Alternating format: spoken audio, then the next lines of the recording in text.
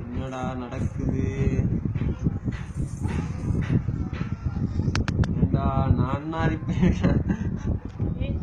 மக்களே, முட்டைய பாருங்க. இந்த மாதிரி முட்டைய உங்களால உடைக்க முடியுமா?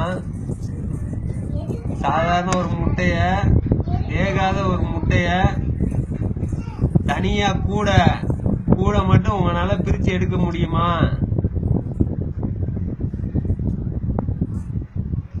எப்படி எல்லாம் வியாபாரம் பாக்குறாங்கன்னு பாருங்க.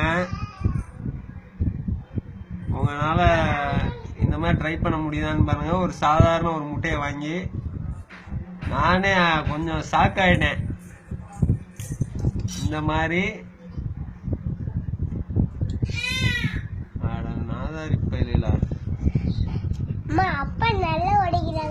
நல்லா நான் எங்க உடைக்கிறேன்? மக்களே, பிளாஸ்டிக் முட்டை நான் யதார்த்தமா முட்டையை உடைச்சு பாப்போமே அப்படின்னு உடைச்சா அது பாட்டுக்கு வந்துகிட்டே இருக்கு. ஆனா இன்னும் உடைய மாட்டேங்குது. மேற்கு கூட தனியா வைக்கலாம். கொஞ்சம் கவனக்குறைவா நம்ம வாட்டுக்கு நடுவுல முட்டையை உடைச்சிருந்தா என்ன ஆயிருங்க? நான் யதார்த்தமா தரையில உடைச்சது கூட எடுக்கிறேன். அது இன்னும் உடஞ்ச பாடு இல்ல. சரி, இதை ஓபன் பண்ணி தான் பாத்துருவோம் உள்ள எப்படி இருக்குன்னு. பாவியலா, என்னடா நடக்குது? 2 லேயர் இருக்கு நண்பர்களே. பிளாஸ்டிக், பியூர் பிளாஸ்டிக் முட்டை பாப்போம். பியூர் பிளாஸ்டிக் முட்டை வந்துருச்சு.